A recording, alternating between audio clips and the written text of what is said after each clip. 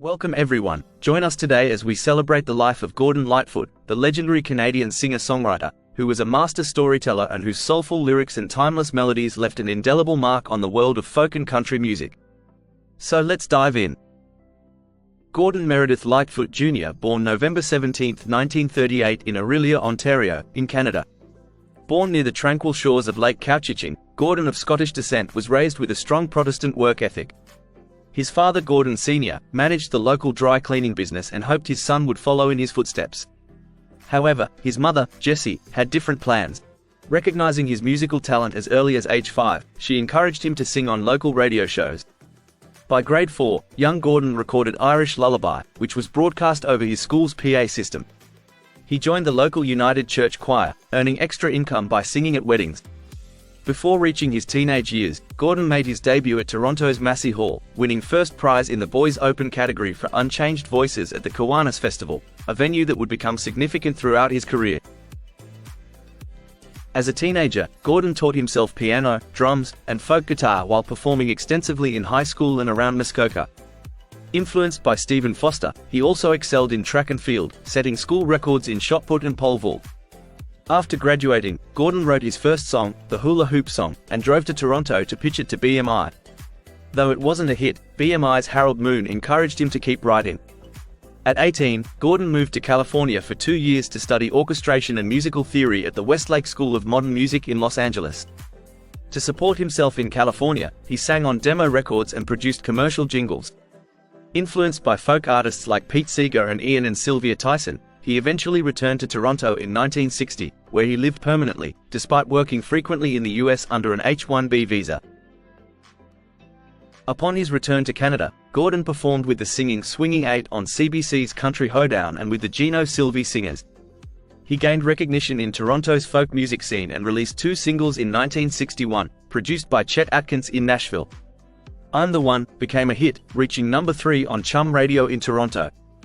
Gordon also sang with Terry Whelan in the duo Two Tones, and they released a live album in 1962 titled Two Tones at the Village Corner. In 1963, Gordon traveled to Europe, hosting BBC TV's Country and Western show in the UK for a year before returning to Canada in 1964. He gained recognition as a songwriter, with Ian and Sylvia Tyson recording Early Morning Rain and For Loving Me, followed by Peter, Paul and Mary, and others like Elvis Presley and Bob Dylan. Established artists like Marty Robbins, Judy Collins, and the Kingston Trio also found success with his songs. In 1965, Gordon signed with manager Albert Grossman and United Artists, releasing I'm Not Saying as a single. Appearances at the Newport Folk Festival, The Tonight Show, and New York's Town Hall boosted his reputation.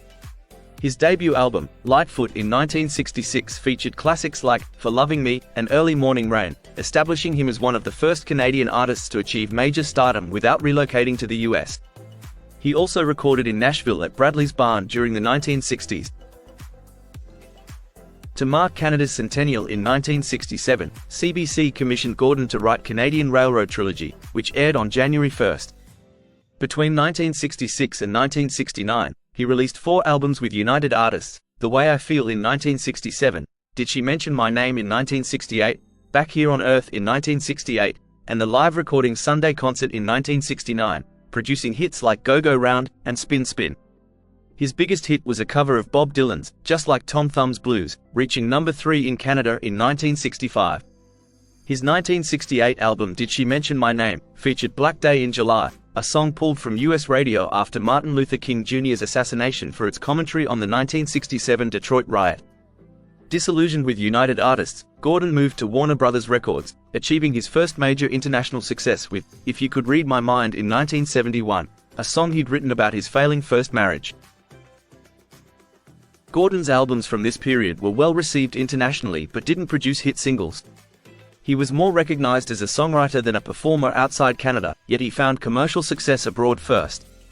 His popularity as a live performer grew in the late 1960s, with a national Canadian tour in 1967 and tours in Europe and Australia from 1967 to 1974.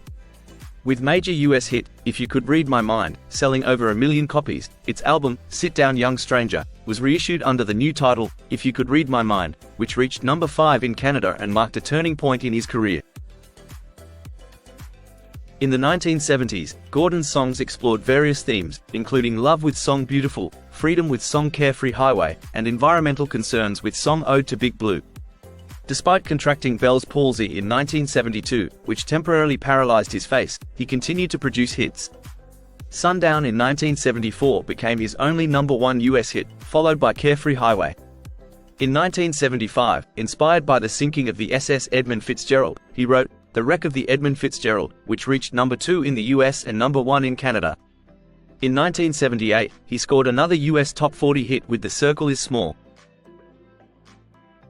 In the 1980s and 1990s, Gordon released 6 albums and a compilation: Dream Street Rose in 1980, Shadows in 1982, Salute in 1983, East of Midnight in 1986, Gord's Gold Volume 2 in 1988, Waiting for You in 1993, and A Painter Passing Through in 1998.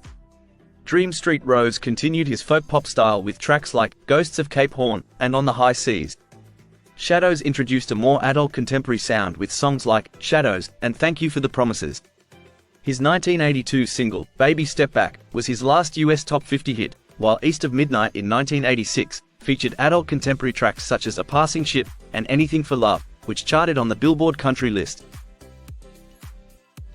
In April 1987, Gordon sued composer Michael Masser, alleging that Masser's song, The Greatest Love of All, borrowed 24 bars from Lightfoot's 1971 hit, If You Could Read My Mind. The case was settled out of court with Masser issuing an apology. In late 1988, Gordon released Gord's Gold Volume 2, featuring re-recordings of his popular songs. During the 1990s, he returned to his acoustic roots with Waiting for You in 1993 and A Painter Passing Through in 1998. Gordon performed around 50 concerts a year, and in 1999, Rhino Records released Songbook, a 4-CD set with rare tracks and a booklet detailing his career. In April 2000, Gordon taped a live concert in Reno, which was broadcast by CBC and PBS. The video, released in 2001, was his first concert video. In April the same year, he closed the Tin Pan South Legends concert in Nashville and honored Bob Dylan at Massey Hall in May. By January 2002, Gordon had written 30 new songs, but in September, he suffered a ruptured abdominal aortic aneurysm and underwent multiple surgeries, including a tracheotomy. He was in a coma for 6 weeks and all 2002 concert dates were cancelled. He was released in December to recover at home. In 2003, Gordon signed with Linus Entertainment, resumed band rehearsals, and was featured in Beautiful, a tribute to Gordon Lightfoot. In January 2004, Gordon released Harmony on Linus Records, his 20th original album, featuring singles like Inspiration Lady and End of All Time. He made a surprise return to performing at Mariposa in July and had sold-out benefit shows in Hamilton in November. In 2005, he went on the Better Late Than Never tour. On September 14, 2006, Gordon suffered a minor stroke, affecting his right hand, but he resumed performing 9 days later with a substitute guitarist for difficult parts. By 2007, he had fully recovered and played all guitar parts himself. He planned a tour for 2008, but his manager Barry Harvey died in December 2007. Gordon continued with a 26-city tour in late 2009. In 2012, Gordon was still touring and performed a sold-out show at Ottawa's National Arts Centre, where he noted he played 60 times a year. He appeared at the 100th Grey Cup in November, receiving great acclaim. In 2015, he announced his first UK tour in 35 years, with dates across England, Ireland, and Scotland in 2016. He celebrated Canada's 150th birthday in 2017, performing on Parliament Hill, and his tours in 2017 and 2018 included numerous dates in North America. His 2019 tour was cut short by an injury, and his 2020 schedule was disrupted by the pandemic. Despite previously stating he wouldn't return to songwriting, Gordon announced a new album in 2020. Solo, his 21st studio album, was released in March 2020. He played his final concert on October 30, 2022, in Winnipeg. A live album from his 2016 Royal Albert Hall performance was set for release in July 2023. Personally, Gordon was married 3 times. His first marriage was to Swedish woman Britta Ingegerd Olesen in April 1963, with whom he had 2 children, Fred and Ingrid. They divorced in 1973, partly due to his infidelity and the challenges of maintaining a long-distance relationship. Gordon was single for 16 years and had 2 children, Galen McGee and Eric Lightfoot, from relationships during this period. His early 1970s relationship with backup singer and groupie Kathy Smith inspired songs like Sundown and Rainy Day People. Gordon described her as a great lady who made him jealous but whom he respected. In 1989, he married Elizabeth Moon, with whom he had 2 children, Miles and Meredith.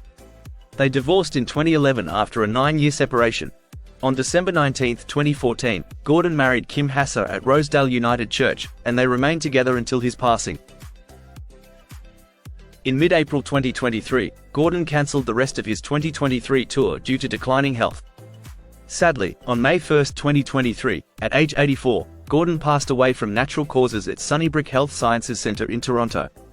His private funeral took place at St. Paul's United Church. He was cremated, and his ashes were interred beside his parents at St. Andrew's and St. James Cemetery in Orillia. And there you have it. Thank you for watching. As we reflect on the life and legacy of Gordon Lightfoot, we remember a man whose voice and songs will continue to echo through the ages. Don't forget to like and subscribe for more videos just like this. Take care and bye for now.